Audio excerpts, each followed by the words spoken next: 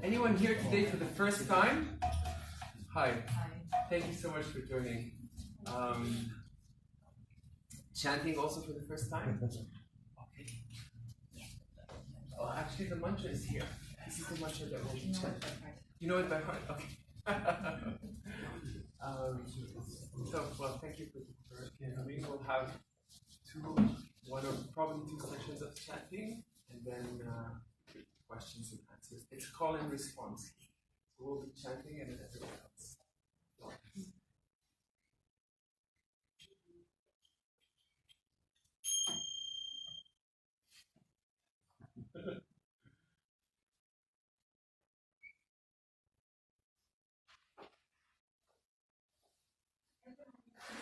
Yeah, big one. Good. Yeah, great.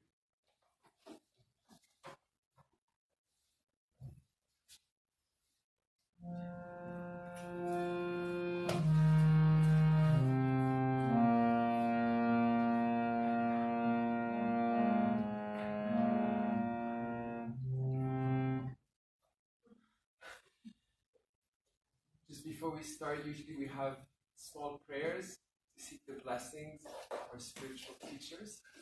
Whoever knows these prayers can sing them with us.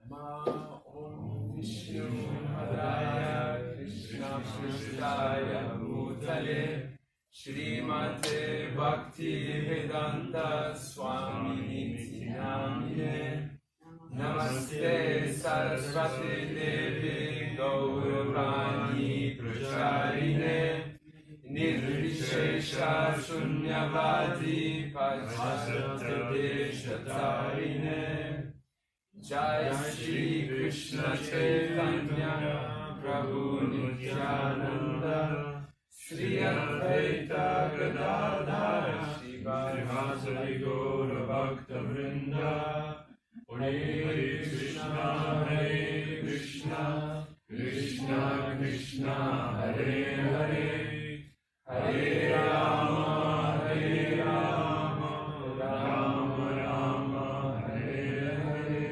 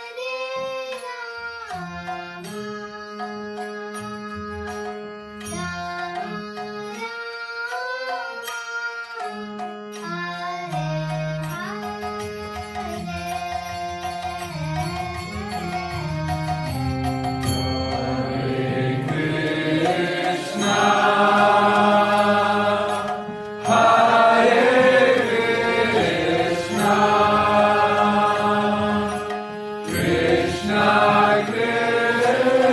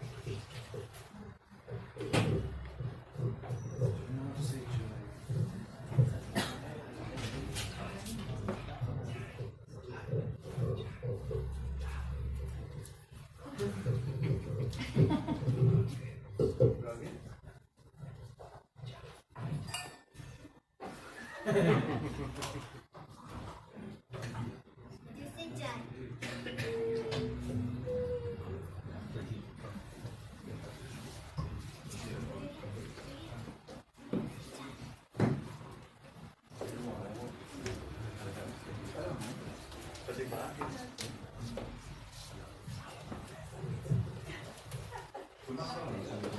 I'm not such a good yogi, I'm going to scoot back some so I can lean on the wall.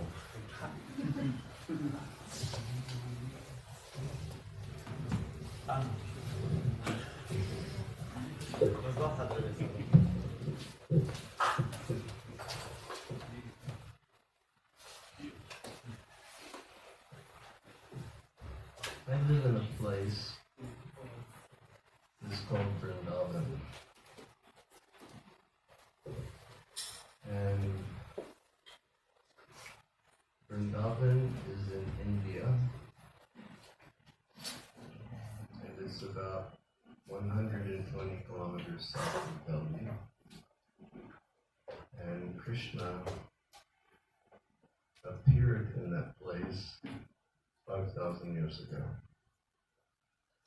So Vrindavan is full of a lot of holy places, and spiritual seekers come there, and they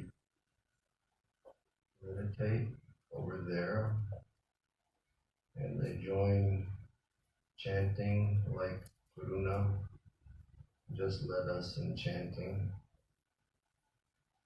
and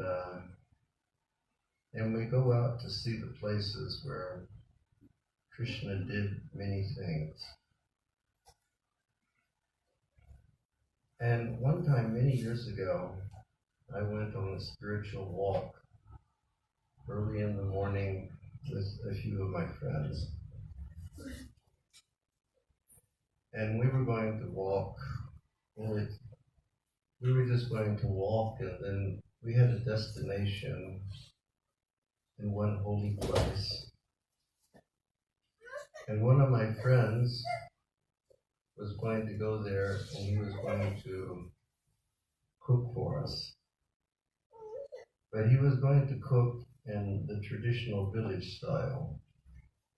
So basically all he took was some wheat flour, some spice, minimal spices, and he took some potatoes and maybe some cauliflower and a pot and a plate. And what he did is he found a few stones at this holy place, and he put the stones up, he put his pot on top of that, and he made a fire. And to make the fire, he used patties of dried cow dung, which is a very traditional way of cooking in India. Cow dung patties. And if you ever have the chance to come to India and eat cooking, this cooked on cow dung patties is delicious because the smoke, it goes up inside the food and it really has another worldly taste. So he cooked this pot of vegetable, then he took the vegetable off and he put like a plate, like a metal plate, and he started making chapatis. And I think most of you maybe know what a chapati is. It's like flat bread. And he mixed the water with the flour, and he put a wee bit of salt inside. And then instead of rolling it out like this, he have a ball, and he was like patting it out between his hands until it became about this big. Then he'd put it on the plate on top, and he'd let it roast up there. And then he had some tongs, and he would put it right on the cow dung embers below, and the bread would puff up. At least it was supposed to. And we were sitting there, and he was cooking these breads. And two young village girls, about her age, they walked up and they looked at my Western friend cooking chapatis, and they started going. And my friend, he's from Italy, but he could speak fluent Hindi. He looked at me and said, "What are you laughing about?" And the girl said, Baba, you're doing it all wrong. And he looked at them and said, well, if you don't like the way I'm doing it, you come over and do it yourself. And they said, get out of the way. So these two young girls about Karuna's age, they came and they started like cooking. I mean, they were masters. And they started cooking chapatis, and each one was just like blowing up like a balloon. And they would put some ghee on top, then they'd come over and drop it on the plate.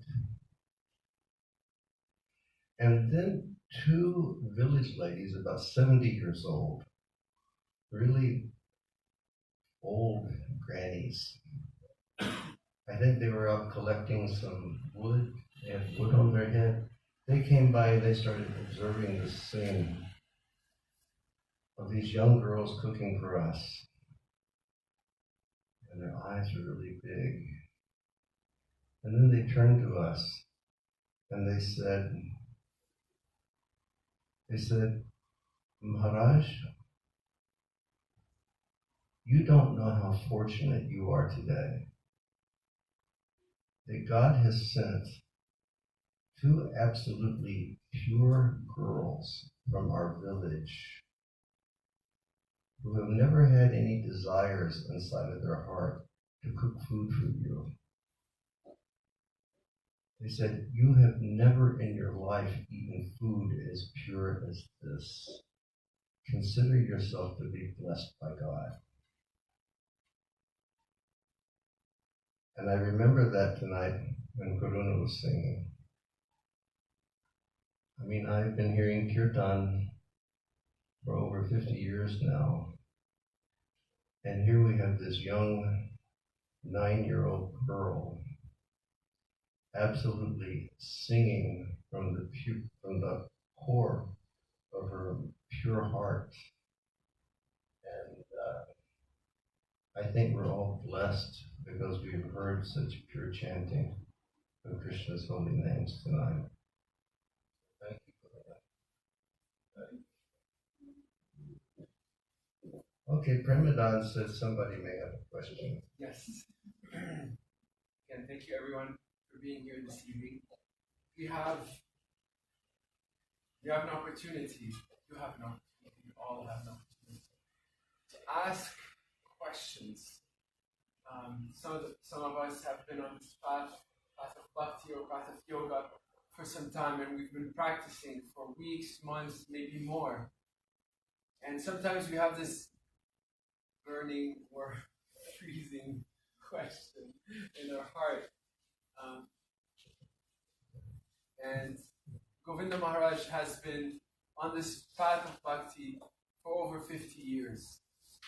And the last two programs, we mentioned that we often hear from our teachers that we have to go deep into our practice.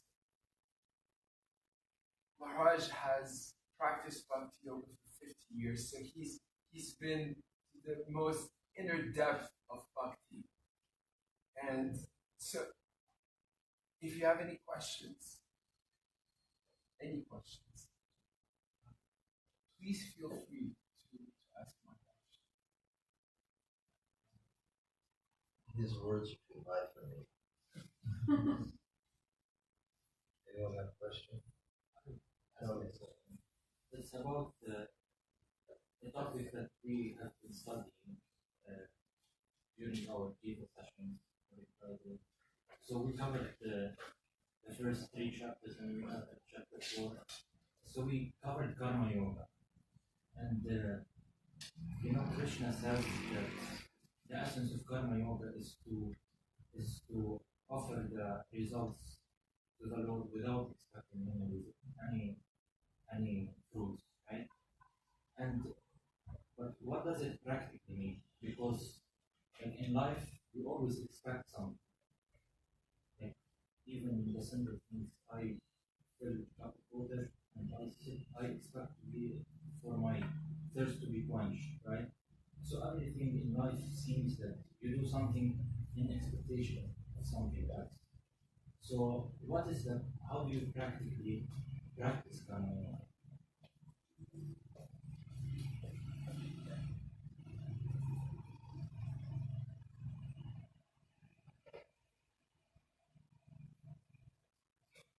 Krishna tells us that there's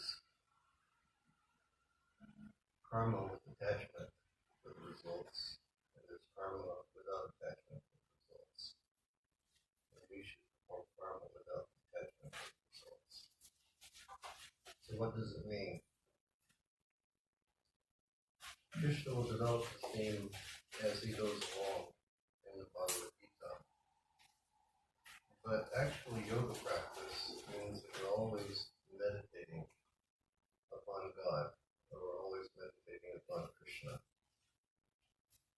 And everything that we do should be Krishna-centric. It's just like you gave an example of drinking a glass of water. That can be an offering to Krishna. Hare Krishna. And the Bhagavad Gita itself, in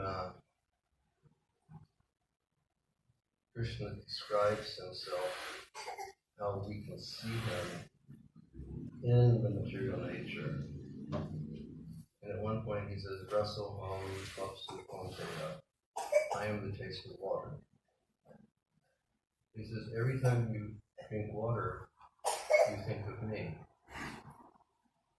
Krishna says, I am the flower-bearing spring. Every time we see the flowers of springtime or beautiful flowers, we remember Krishna. All of you here, you have some profession. You work. And you're working because you want some fruits from that work, because you have to survive.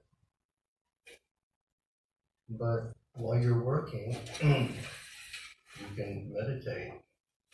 I'm doing this work for Krishna. And then when the fruits come, you can offer some of your fruits to Krishna. That can be by, you can give something, or you can just use the natural gifts that we're all born with. And what are those natural gifts? We all have our mind, we have our intelligence, we have our words, we have our bodies. Tan, man, dan, vachan. So all of these things, we can utilize that for the seva of Krishna, and that's the perfection of karma yoga. It's not just, doing work, and that's yoga, but there has to be consciousness attached to the work. And I think that as we advance in spiritual life, we see that our consciousness is so important. Like the development of our consciousness is so important. And we should always be observing what is our intent when we perform something. Because Krishna, he is a person who sees the intent of our heart. If our intent of heart is his pleasure, that's what he sees. Later in the Gita you will read, Krishna says, I reside in everybody's heart as the super soul. He said, I ride along with the living being in the body which is made of the material energy. So it's not only us who are in there, but Krishna is in there also. So in yoga, when we're performing some activity, Krishna sees what the intent is. He sees, is he doing it just for his selfish pleasure? Is he doing it just because he's motivated by his ego or by his desires? Or is he doing that for me? And then that's real yoga. So the intention should be pure, but it's perfectly acceptable to expect results. Like I was expecting to learn rhythm, intention of offering this to the Lord. And changing your consciousness. Always the consciousness should be developing. It's like I made a comment the other night. We're all professional in understanding that this world that we live in is not a fit place to live in. I mean, many people, they have the conception that this world that we live in is for enjoyment. But my goodness, if you're all Lebanese people, and if we want to be perfectly honest, is life here all about enjoyment?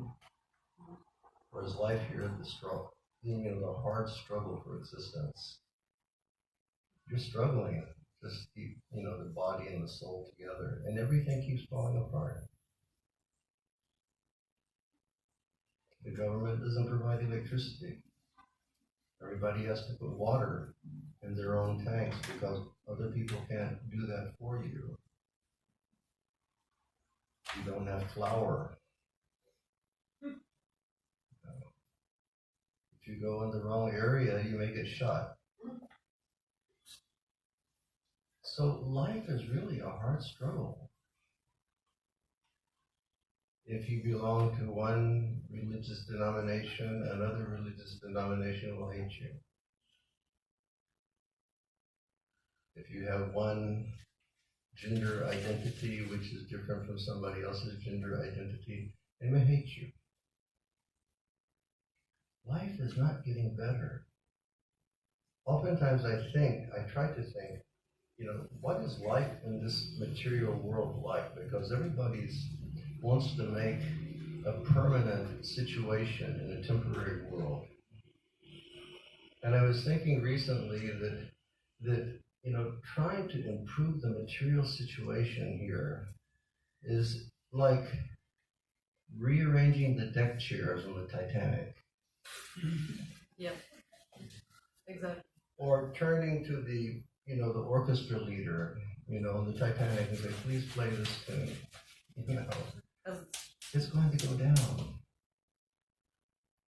So the real meaning of yoga is to change your consciousness. Not just try to improve your material situation. Of course, as I've mentioned, and we all know, yoga is good to keep you healthy. And it can make you calm. It can make you peaceful. But that's just the beginning of it. Because yoga is meant for self-realization. The ancient Vedas, the first aphorism of the Vedas is Tato Brahma Jignasa. Our life is meant to understand Brahman, or our life is meant to understand, the supreme spiritual energy. And the Vedas also say that everything in existence here is Brahman. And in the Bhagavad Purana, it explains that the supreme Brahman is that from which everything else emanates. So that person from which everything emanates, the real business of our life is to understand that. The real business of our life is not only to, put hummus inside of our tummy, or so many other aspects, to drive a fancy car. Our real business of life is self-realization. And that's what yoga is meant for. So people come into the line of, say, Ashtanga yoga, or Hatha yoga, and they start experiencing the benefit, but then there's something beyond that. Because Krishna says yoga is like a ladder. There's karma yoga, there's jnana yoga, there's Ashtanga yoga, and then there's bhakti yoga. And when he begins to explain bhakti yoga in the Gita, The first thing he says is Mai Shakta Manaha. The first teaching of yoga is perfectly attach your mind to the Supreme. And we think about these, we see that, we're all very romantic. And we see the pictures of the great yogis sitting in the Himalayas with their long locks of hair and their skinny bodies and sitting in a state of trance or samadhi. That's not just for them, that's for us also.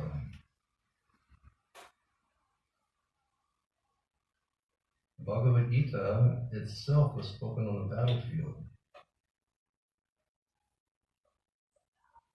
I mean, say during one of your wars here in Lebanon, your friend turns to you and says, now, like some huge battle is going on. Your friend turns to you and says, now I'd like to explain to you the science of self-realization. That was the situation of Bhagavad Gita. It was a huge war. And Krishna turned to his disciple Arjuna and he spoke the science of the soul.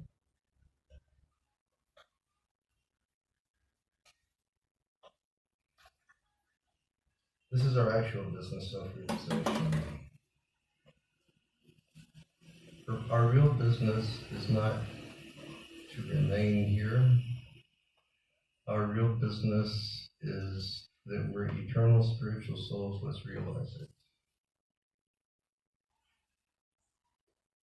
Just like I gave the example last night at the center, or maybe the night before, we all had like this little girl, her name is Madhurya. We all had a Madhurya body one time. We all had a Karuna body one time. We had bodies like the Bhakti brothers one time. And you're not going to believe it, but one day you're all going to get bodies like this. You're going to get old bodies. And then one day, when your karma is finished for this body, you're going to leave the body. But just like you didn't stop to exist from the time you were little Madhurya until getting a situation like this, when this body stops, you will not stop either. And so you're meant to realize, who is that person inside the body? Because if you don't, then who knows what the next situation is? You're eternal. And on the basis of your karmas, you're going to take birth again. Meher, do you want to take birth in Lebanon again? No. Not. By the grace of God, I hope not. Because when we take birth, it doesn't matter if you're in Lebanon, or if you're in America, or if you're in India, it doesn't matter where you are. What are the sure things that you're going to experience? You're going to experience birth, disease, old age, and death. Bas. Or I think you also say fakat, right? Fakat. That's it. Nothing more. Alas. That's it. Birth, disease, old age, and death. My goodness, my dear beloved friends, how much of this have we seen just over the past 2 years? How many people, how many near and dear have died from corona? And that death will come for us also, but we should understand we're not affected by death. But to do that, you have to do a spiritual sadhana to realize it. You have to change your consciousness.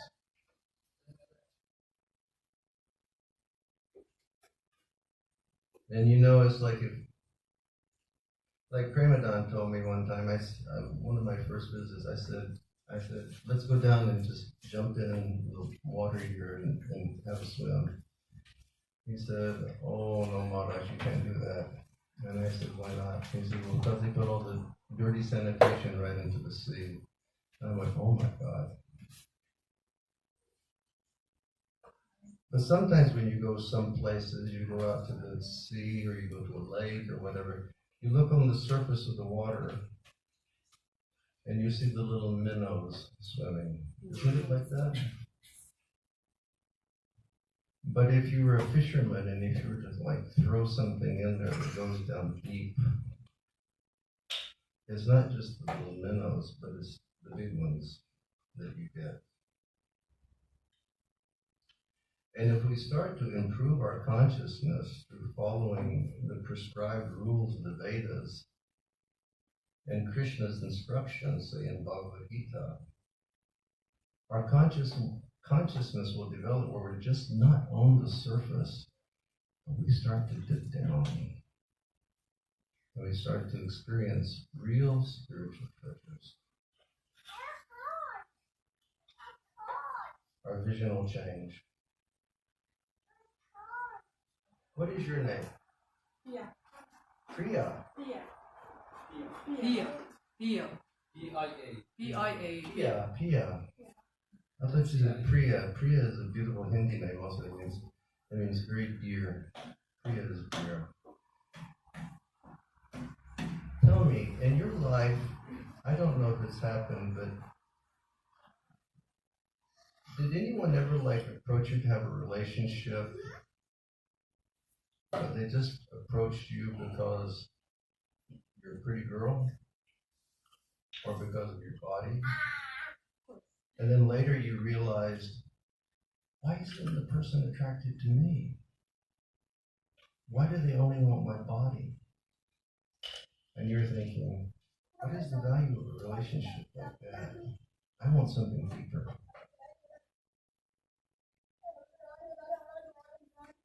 And we want that depth. We want to be able to, I want to look at Pia. I want to see Pia is not like something for me to exploit. But I want to see Pia is that eternal spiritual spark that's within. I want to see Meher like that. I want to see Ravia like that. I want to see you all like that. But that requires consistent training. Just like, Kara, how many years you been doing yoga? 9. 9 years. And from the day that you start until now, it's changed a lot, right? It's changed considerably. It requires a starting point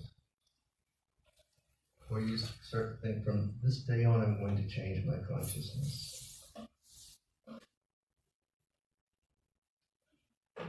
And step by step by step on that journey, I think, wasn't Confucius?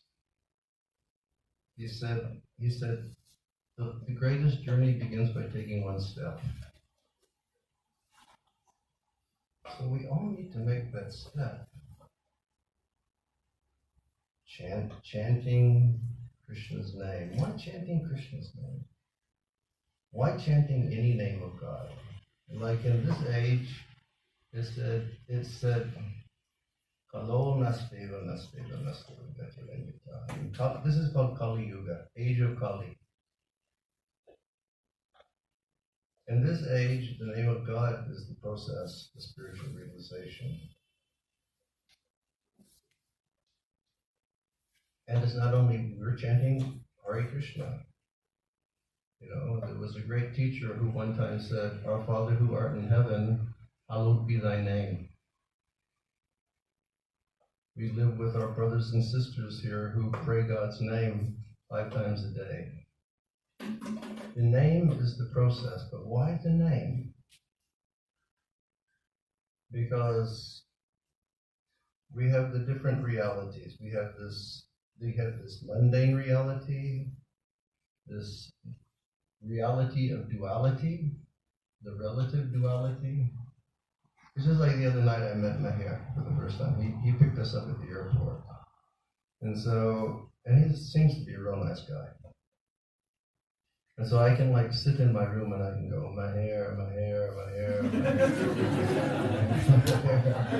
Meher. But Maher, the name, and Maher, the person, are two different things. It's relative to one another. Or if I'm thirsty, this is a dangerous example to give, because generally the talk gets interrupted because somebody comes running with a glass of water.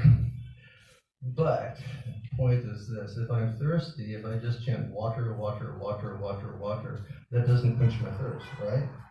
You have to go over and take a glass of water and drink it.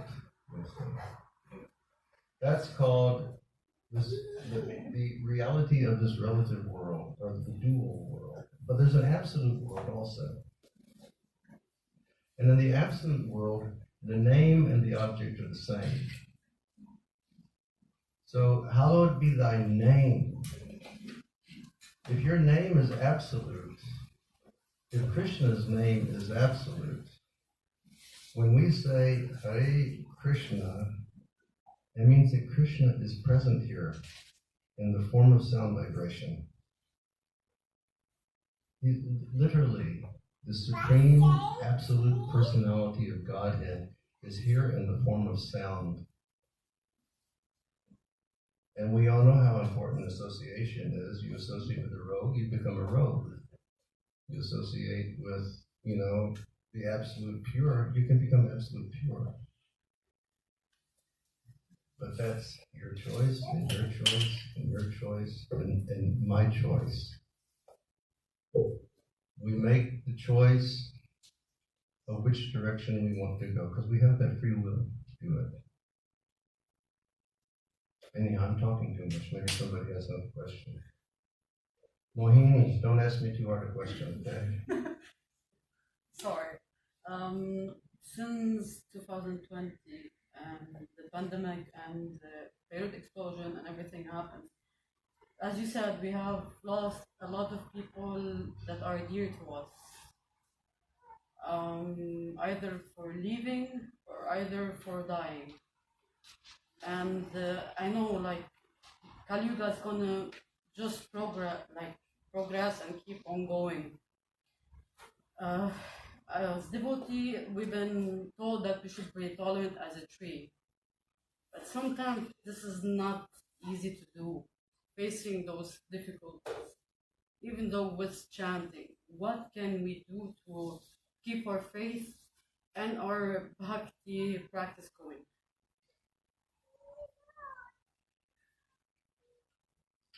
I would say that as spiritual practitioners, we learn to see through the eyes of revealed spiritual texts.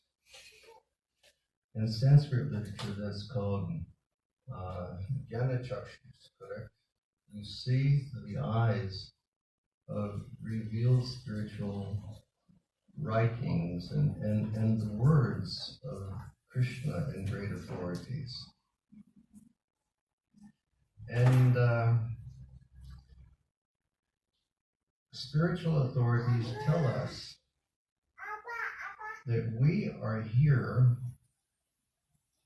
in these bodies on the basis of the desires of our last lives. Like whatever you desired in your last life, Rabia, that's why you were born in this body in this lifetime. And you're in the particular set of circumstances that you are in this lifetime, and you have your whole family situation around you, and that you took your birth in this country of Lebanon. It's the same for all of us.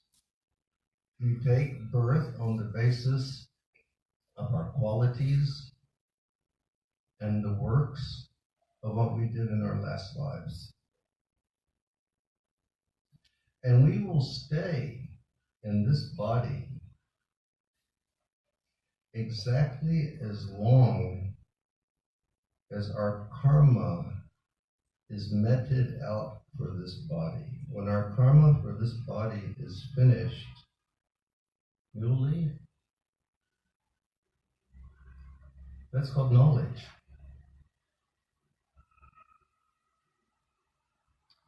But because most people, they're not situated in knowledge like this, when a catastrophe happens like the pandemic, or one of our friends may, you wake up one day, you get a call from somebody that you love, and they say, I have fourth-stage cancer, I'm going to die. Or, somebody that you know, dies in a car crash, something horrible. We naturally feel bad because we're all social animals. All of us are social animals. Because we love relationship. We love associating with people. It's not that we're impersonal, we're persons. But still, from the eyes of Shastra, it means that was the point that our karma was finished with the body. Just like you were telling me before we came in here tonight that you knew my friend Purushottam Krishna. Yes. And his daughter, Joshila, she's maybe 37 now. I've known Joshila since she was 3 years old. And I'm like her uncle. I'm like her near and dear uncle. And she sent me a message the other day, and she said, well, I'm really bearing up, but, my father has just left. It's hard. And I said, yes, it will be hard. No question about that. Your father was so near and dear to you. I said, but please, Joshila, see through the eyes of Shastra. See through what you've learned and all these teachings of Krishna consciousness through your life. And know that the moment he left was the moment that his karma was finished with his body. Even with the best doctors in the world, you can't change that. Yeah, diabetes. With the best doctors in the world, you can't change that.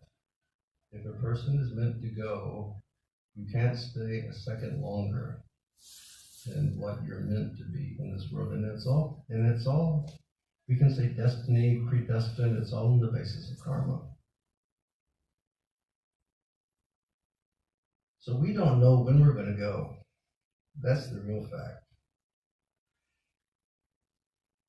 5,000 years ago, there was a great king, and his name was Yudhisthira. He was not only was he a king, but he was a self-realized saint also. And one time, a personality whose name was Yamaraj, who is in the Vedic literatures, Yamaraj is understood to be like the Lord of Death, so to say. Yamaraj disguised himself as a stork. And this king Yudhisthira was coming, and the stork began to speak to him and to question him about, do you understand the purpose of life? Imagine if you're like walking in Beirut and all of a sudden, an animal starts to speak to us. Do you know the purpose of life? And then this animal looked at him and said, what is the greatest and the most mysterious thing of this world?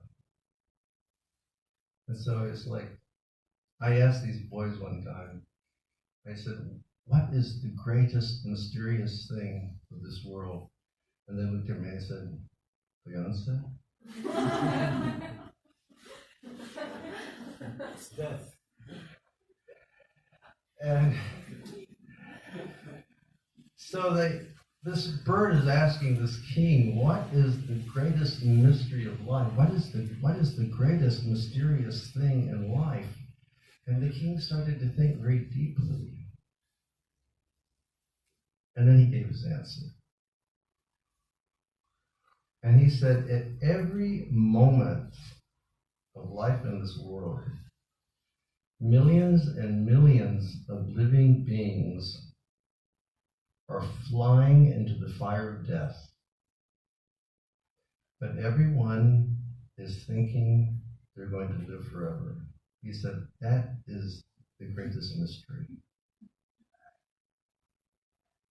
And we can see the dogs and the cats are dying, the trees are falling over, so many insects, they're dying. At every moment, death is going on by the arrangement of time. And yet we're all thinking, how can I make a permanent situation over here? And if it doesn't work here in Lebanon, let me go to Canada and we can sort it out over there. Or let me go someplace else and we can sort it out over there. But it doesn't matter where you go, death will come. We can't escape it. We're all young, beautiful people. One day you're going to get lines like this, and you're all doing your yoga, and one day this is going to come out also. So the real thing is now start to change your consciousness. Don't wait. Like the other night, Ramadan, he asked me, he said, if I could go back to the beginning and start all over again, what advice would I give? And I think one of the things I would say is don't wait. Don't think that spiritual realization is for something after you've had the kids, and you've had the house, and you've had the car, and you've had the recognition, and you've had all the different things that people search for in society. Spiritual realization starts now. And then you can train yourself.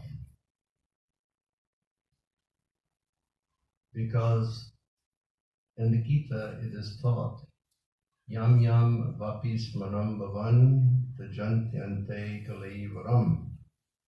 Kalaivaram means the time of death. And the instruction is, whatever your consciousness is absorbed in at the time that you die, that's the position that you're going to take in your next life. So if you want to come back again, just carry on with this sort of, eat, drink, be merry, struggle, and repeat, style of life that everybody is living. Otherwise, start making your steps. Every day, focus your mind on the chanting of the holy name. Start to read the science of the soul called Bhagavad Gita. Learn to, as Samir began this discussion tonight, offer everything to God. Oh goodness, you've heard this a million times in your life. There's no need to repeat it again. When we come to this world, what do we have? We have nothing. And when we leave this world, what are we going to take with us? Nothing. They'll just wrap us. They'll either, they'll take me to the river in India and they'll put me on $80 worth of wood, and they'll pour some ghee on me, and then they'll light the fire, and that would be it.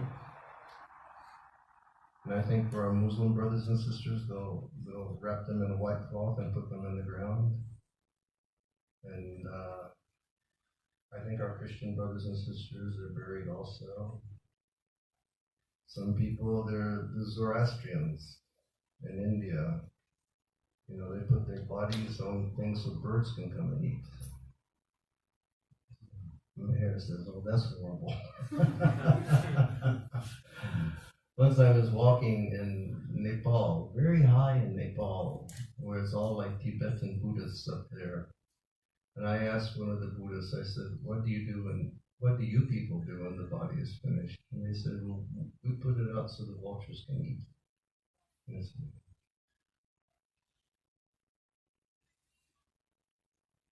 So you should really think. You should really think, is this what I want? Is this what I want to continue? Or do I want to make a change? Do I want to do something revolutionary? I mean, the news said that the Lebanese were in a very revolutionary mood a few years ago in the streets. But your own personal revolution becomes self-realized. That's what we were born for. That's what we're meant to do.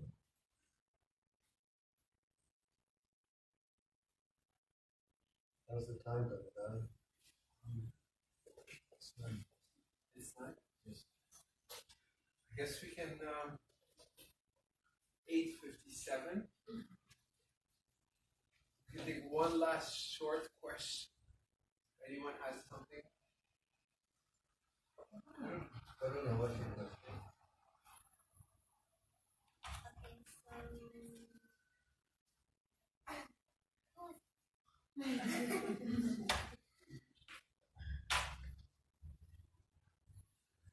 There's a question by Nadia. Shall we ask Nadia and then come back to you? Sure. Is this material body able to sustain the power of samadhi? In another format, is samadhi is a state where we can attain during this life, or once you reach this, the body will not be able to take it because it's a very powerful state?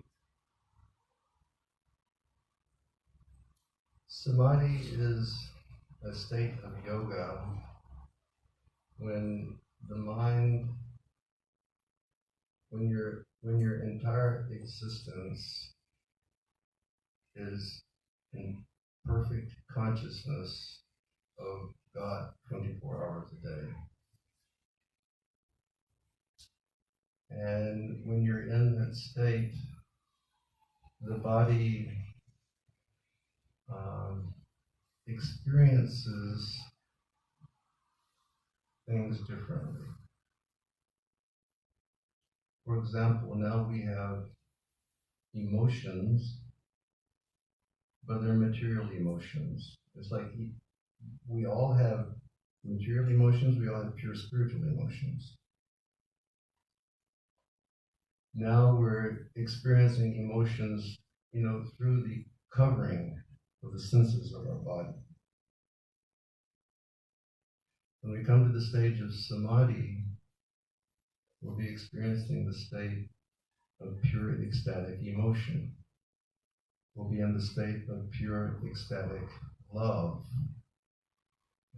It's sort of like at the stage of samadhi, you're plugged directly into your connection with God, and the voltage is really flowing at a high level. In the state of samadhi, your mind is fully fixed in God. Your words are always glorifying God. Your body is always observed in service to God. So can this body bear it? Yes. Yes. By Krishna's grace, I've met saints like that in my life. Fully God-realized souls. People who can see God. People who can speak to God. People who have developed the understanding that the goal of their life is to be, the selfless servant of God. So why do I say they can experience it? Because they don't want anything to interrupt their spirit of service to God. So by their yogic power, they can keep it under control. It's just like there was one great devotee of Krishna. He was a personal servant of Krishna. And his service simply was to take a fan and to fan Krishna. And being next to Krishna, he was so overwhelmed with ecstasy that he would just cry incessant tears. But when he would cry his tears, he would think, I'm crying, I can't do my service properly. So he would control. So it can be done, yes. And in this life, you can experience samadhi. That's the blessings of Sri Chaitanya Mahaprabhu, who gave this most powerful form of yoga, which is the chanting of Hare Krishna, Krishna Krishna, Hare Hare, Hare Rama, Rama Rama. Lord Chaitanya Mahaprabhu, he didn't care if we were Christians, he didn't care if we were Sunas, Shias, Jews, Hindus, Buddhists. He didn't care if we were white. He didn't care if we were black. He didn't care if we were gay. He didn't care if we were straight. He didn't care even if we were Americans. The troublemakers.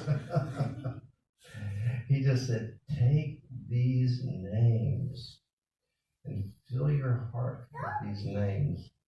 And in this lifetime, you can come to the perfectional position. So we should have that faith and we should practice that. And if we're very sincere and if our intent is pure, Krishna will see that and he will reciprocate. It's like I said last night at the yoga center. When we're singing Hare Krishna, we're not singing into the sky. We're not singing into some massive energy. We're not singing into some light. We're not singing into a void. We're singing to a person. Just if you turn to Maher and you start to sing, I'm going to keep this door open. I'm going to keep the door open. And Maher is going to go.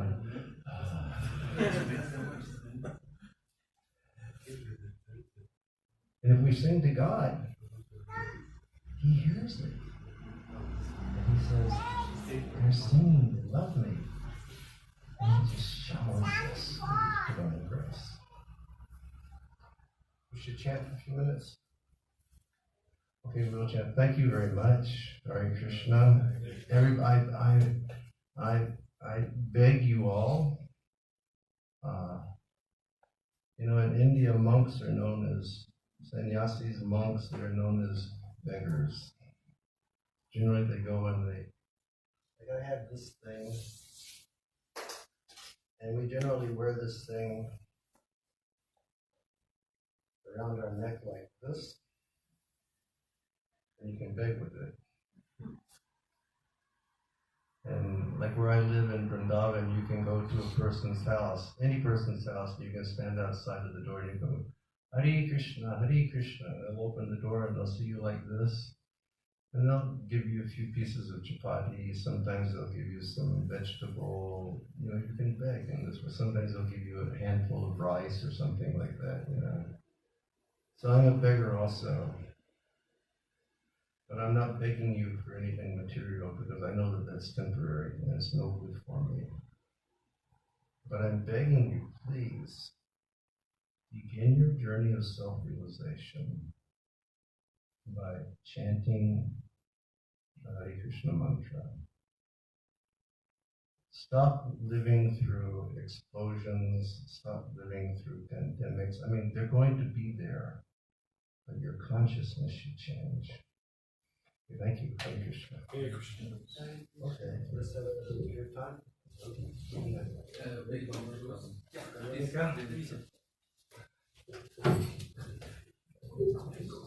Okay, Bruna, what is your question? Before you were saying that when you finish your karma, then you die. But when you're practicing back, you're burning all your karma. So does that mean that you die earlier? No, you're burning your karma. You see, it's like the heart is sort of like a pantry or like a little storehouse of so many seeds of karma.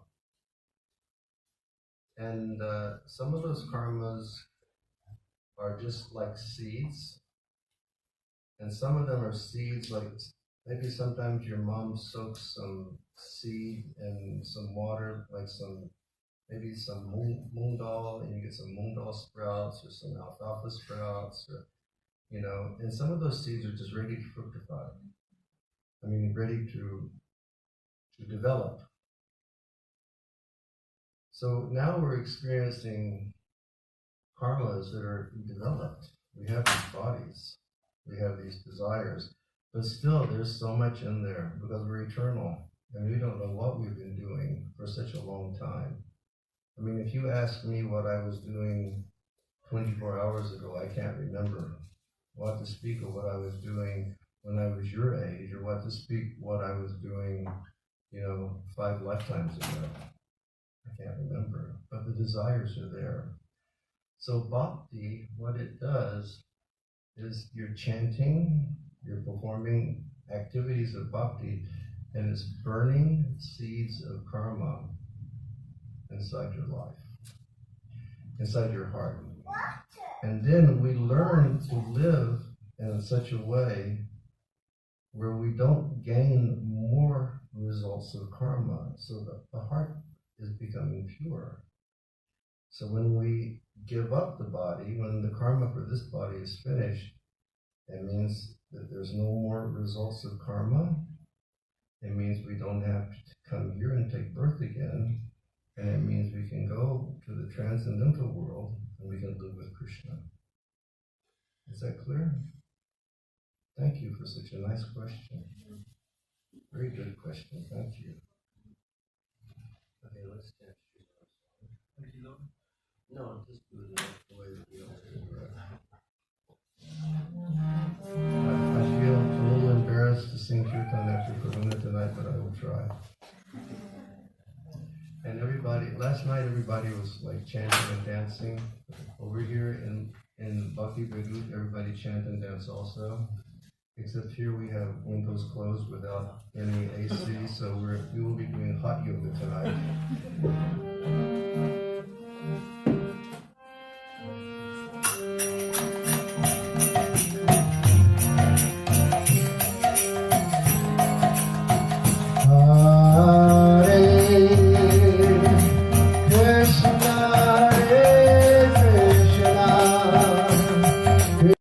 Hare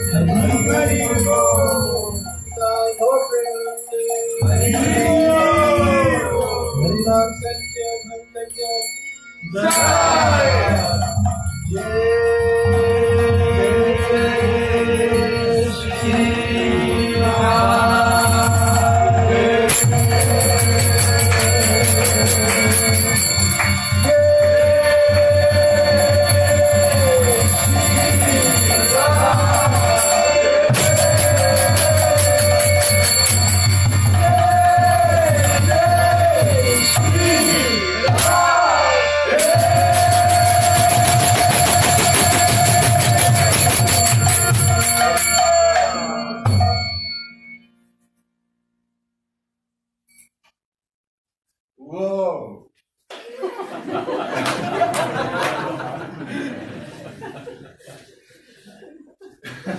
That is an affirmation.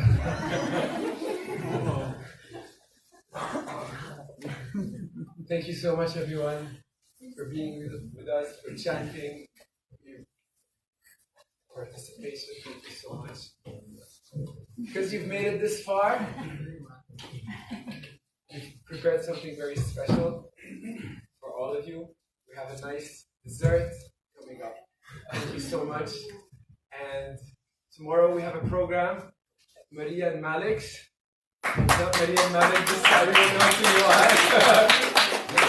Maria. 5 p.m. at their home in Ashafieh. Please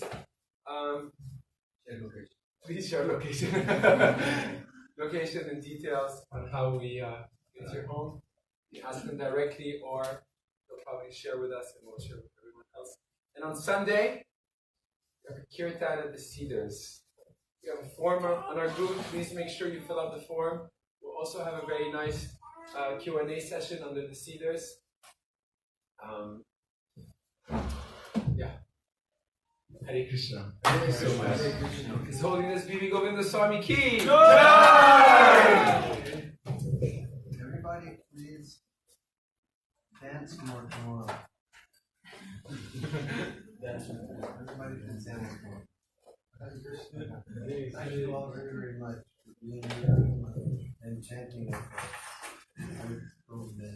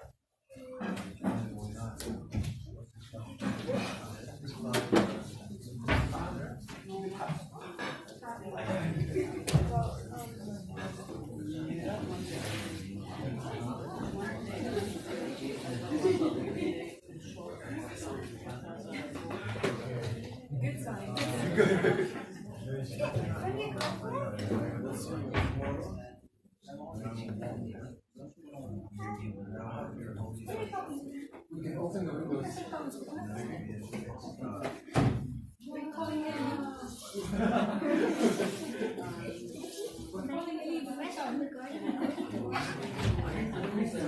Fresh mango.